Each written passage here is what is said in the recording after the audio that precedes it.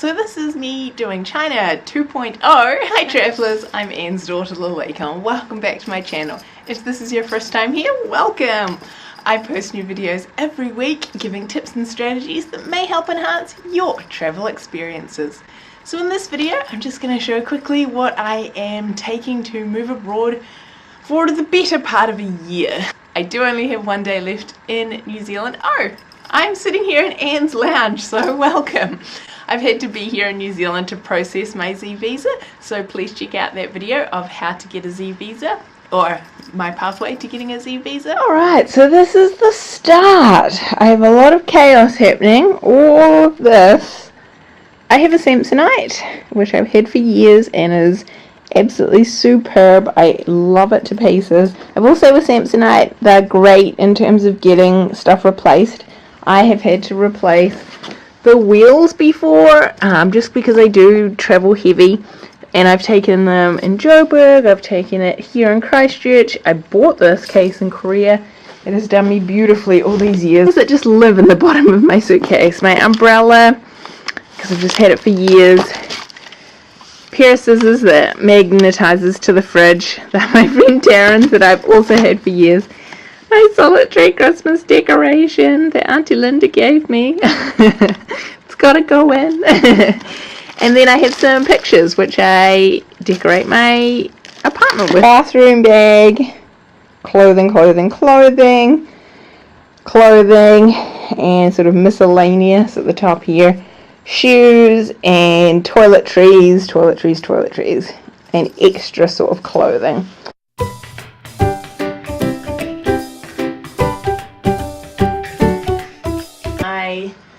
Louis Vuitton, so I'll put the link in the description box below of buying my Louis Vuitton for travel purposes. So I have my mug, which my friend Amanda gave me. It's my Hello Kitty mug. Anybody that knows me knows that I love Hello Kitty. So it's always nice I find when I arrive somewhere new and I'm like, oh my goodness, what have I done? What's happening? Ah! I can have a cup of tea in my mug and I love it. So these sorts of extra things, it's like, it's excess, it's extra, I don't need it, but it's just nice. I think being away from home for long periods, being away when you don't know where anything is or what's happening or what's going to happen next, I find it really grounding to just have just little things, and something as simple as being able to make a cup of tea and have it in a nice cup. Can just really make the difference. Also, I think on those hard days as well. This has my exercise clothing in it.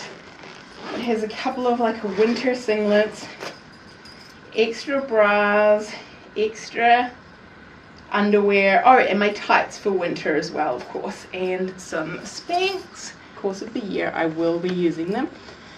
For those of you like myself that have big boobs, especially going somewhere in East Asia, take stuff with you. As I say, these are extra bras. They're not currently in my rotation, but those bones pop out and that is the last thing I want to be ordering from home is a new bra. I think some of those things, some things, they just go in the too hard baskets. Same with underwear as well. Yeah, of course I could just take, 7 pairs and be done with it, but again, it's because it's for an extended trip, for an extended time, that things just, washing machines, you don't know the horrible quality of the water. I will say I found that in Qingdao. The water just, like I wear a lot of black and, this is definitely a new H&M top because it just loses colour. The water is awful. It's just hard water, which is funny saying that having lived in Saudi where, it's desalinated water. I found the water much harder on my clothes in China than I did in Saudi. Admittedly, I did live there for longer, but yes, a lot of things did not. They just weren't worth holding on to, so they just went and have since been replaced, especially for things like a plain black top. This is for my electronics. I have my spare phone battery, different plugs, and that's for my camera, USBs, yeah, all those annoying sort of things. this lovely USB. Love you, Crystal. So yes, electronics separated. This is where all my toiletries and things, extra like toiletries or the bigger toiletries, will fit in this space. This is one of them, some hair oil. I haven't opened it and won't do so until I arrive. This is how it came when I ordered it. Tea. Again, purely for those first days where I can't guarantee or don't know. Not every position that you go to move abroad will have the foresight to buy, you know, a loaf of bread, peanut butter, apple, just a welcome sort of package. And I think having been through that before, that I just know that, you know, at least I can have a cup of tea. I know certainly when I moved to Saudi, yeah, I didn't know how to get water for about a week, so I was just buying it in the like litre bottles at the supermarket. So those sorts of starter things, yeah, having lived through that, I'd like to know that I can get up in my jet lag state the next day after arriving and can at least have a cover. A towel, I need a proper size towel, and so I'm bringing it. I bought it. Again, it's just a brand that I know and like, and it's just something that on an everyday basis is just going to make me feel more comfortable where I am. I would recommend having a towel of some description. I know when I first moved to China, they had like about 3 hand towels, and that was it. So I also do take a flannel.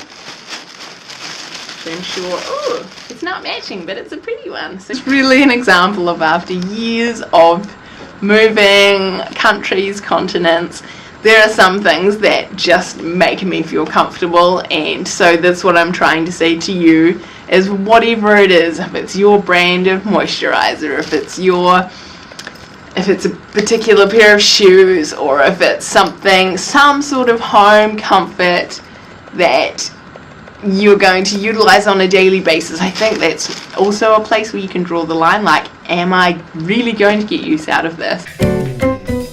This is my handbag for work,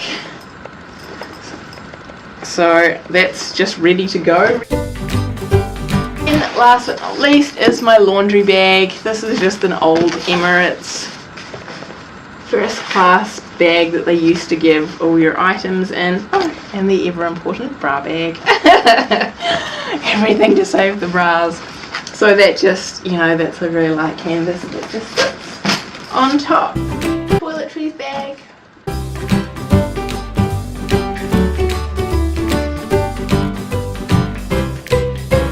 Usually I would put my backpack empty, just lay it on top on this section. I have my backpack sometimes because I use it to go to and from work, and also for weekend trips as well, or going places. I will definitely use my backpack. It also has the laptop pocket in it, so I do find it very useful. I am umming and ahhing at the moment if it's going to be my carry-on, but probably not. We'll see how heavy this sucker is, and I think that's going to dictate what happens. 2 packing cubes. I have one for this is my winter one, my new work pants, long pants. These pants I'm still undecided about. I bought these in Egypt and they will do, and they're perfectly fine work pants. My cashmere sweater and my white top. So predominantly work clothes, but winter. These, what I'm wearing now, also need to go into this packing cube. Neck roll, couple of skirts,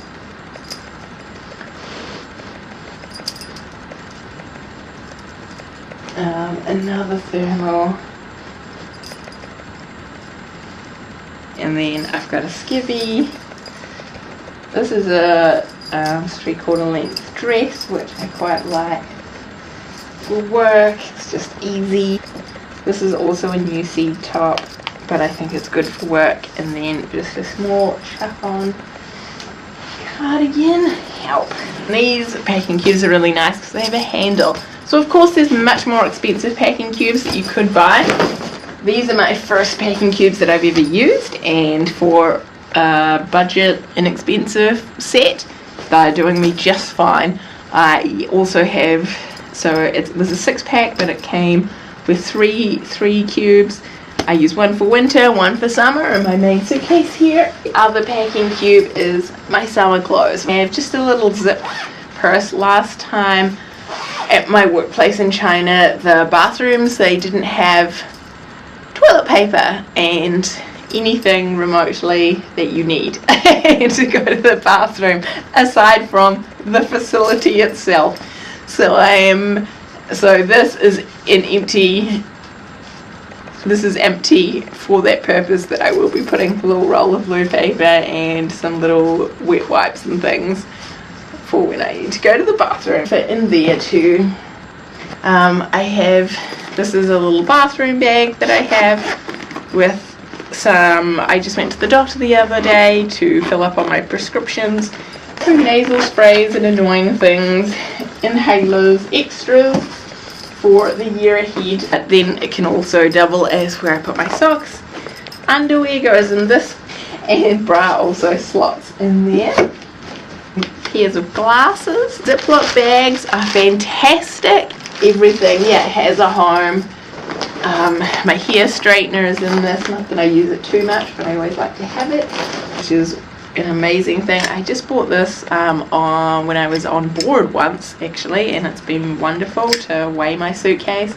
This is something cute. My friend Crystal gave me this some years ago in South Africa. Again, just a lovely little decoration. Super light, doesn't take up much space in my suitcase. Like, so thoughtful in that regard. My Care Bear, which I always take anywhere internationally. Photo frame. This is just from IKEA. Super light for my friends on. And this is some extra face masks, but they are very light now. So I need some new face masks. I need to get there. Bikini.